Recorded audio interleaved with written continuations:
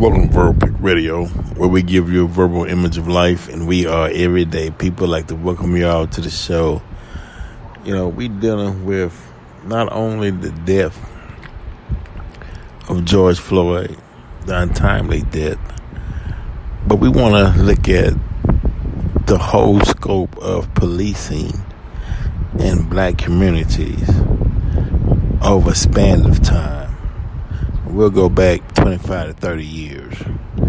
We'll go back to the systemic racism and the injustice that black and brown people have faced within this country.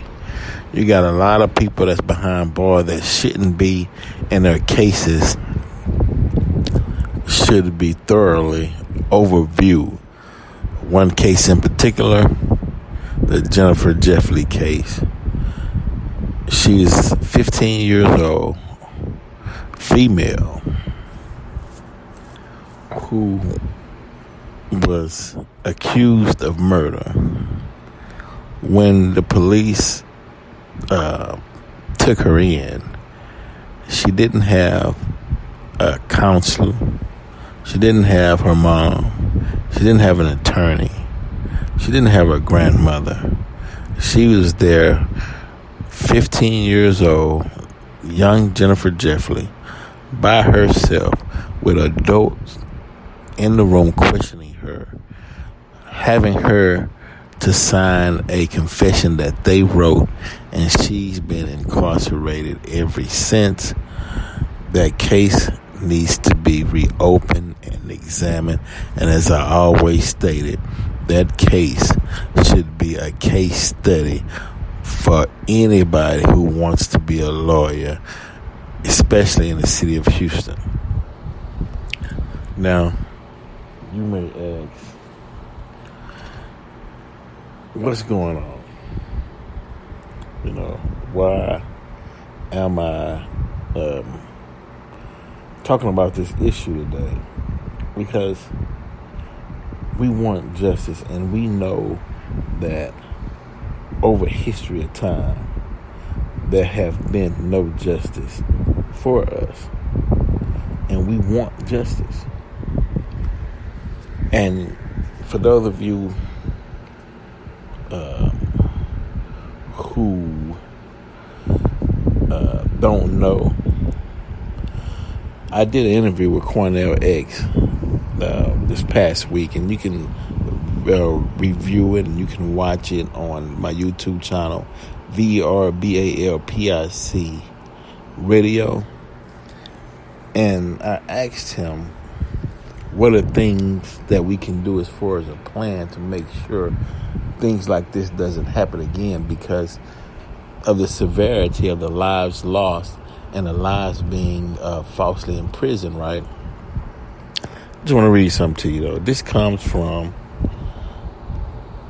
his page. It comes from the new Black Panther Nation. QuanellX, list of demands to city, state, and government officials, right? List of demands for immediate change. And we can do this overnight. Immediate change. Number 1, body cam footage of police shootings, use of force released to public within 24 hours of occurrence. I mean, the people, because the taxpayers want to know what's going on. See that blue wall of silence where police goes in and they do their damage and do their dirt, and no one ever knows about it. It's swept under the rug, and they keep going on the taxpayers' dime. 1, that would solve that problem. Number 2 states immediate moratorium for removal of all white police officers working in black communities.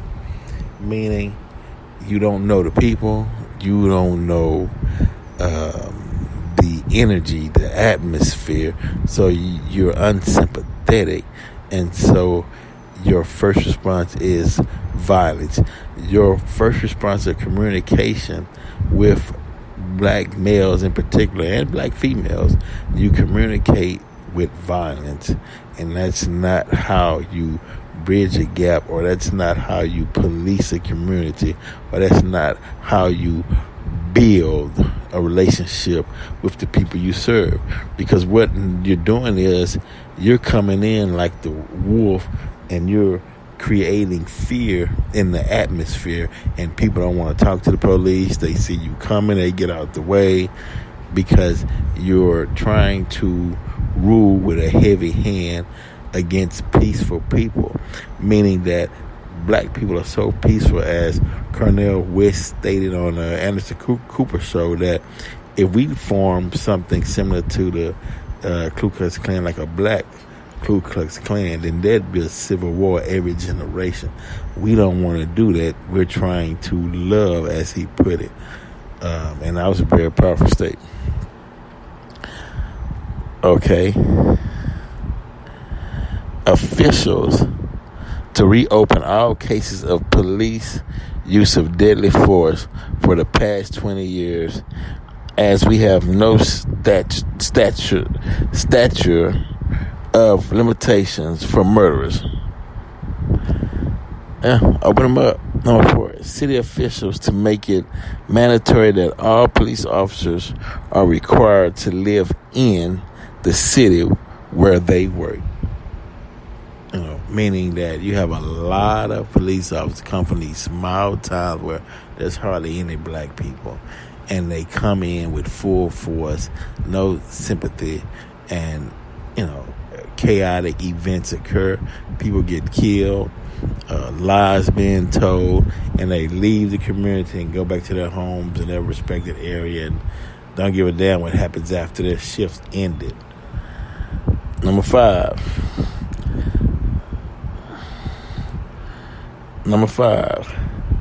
we demand a civilian review board to investigate all cases of police misconduct and complaints with subpoena power. So that means that cases like Jennifer Jeffrey would have to go back and revisit it so we can get this thing right.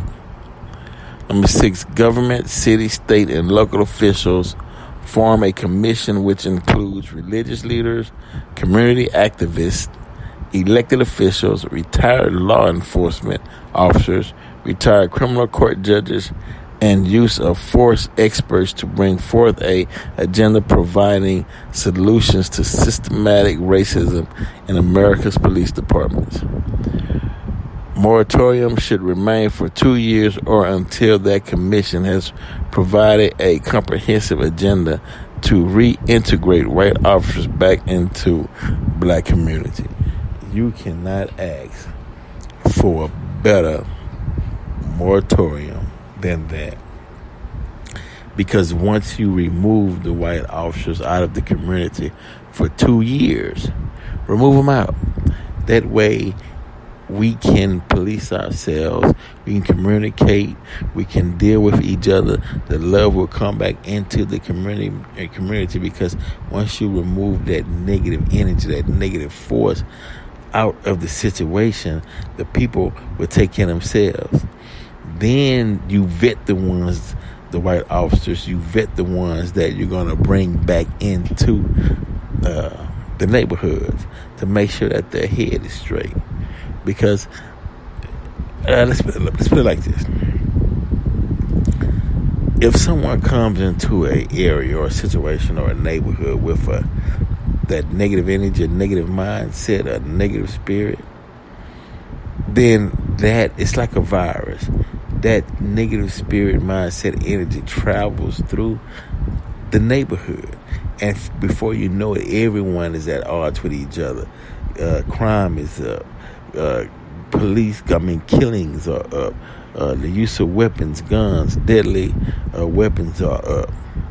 Murders are up, because you got that energy, that force that's feeding into the situation, or feeding into that community, that area, that time and space. So once you remove that negative entity, that negative mindset, that negative energy, people can go back to their peaceful nature. So I understand where he's coming from. So I hope you all will take all of that in consideration. We need in Houston, it's different than any other city in the union. So we would need something like that. But once again, I beg you, all that is listening, please go get involved and research the Jennifer Jeffley case. I know they did on Crime Watch and some other shows where they highlighted her case, but she's still behind bars, falsely accused. No due process of law was in her favor. She was the scapegoat, and so we want everybody to go and scream justice for Jennifer Jeffley, and actually want everyone to get involved. We want to use Brother QuanellX's moratorium on how to implement the reviewing of falsely accused black people that's locked up in the system because the system was racist and had no love and could care less about a melanated person, even though their taxes was paid, even though built the White House, even though fought in every war, even though begged to be seen as equals, and it never happened. But before we go, Cornel West said something interesting on the Anderson Cooper show today. He stated that we have to be prepared and be aware and be ready for the backlash from the neo-fascists. And he stopped right there, but from my understanding, he was saying that they're coming and we have to be aware of what's coming on the other end of this thing, because you're going to have some hard right-wingers once they feel the dust is clear and everybody settled down. Then they'll pop up and try to create their movement as if it's their time. And they fail to realize there is never a time to treat another human as less than human, or bigotry, or racism. And nowhere on the planet. Why? Because that wasn't the intention of the creator of life. But some rogue being with a rogue mindset created a contrary thought process other than the one that the creator wanted you to have, and folks followed that person and that mindset, and it caused all kind of chaotic, murderous situations that we are still dealing with today. All kind of foul, filthy. Big Radio, we're out.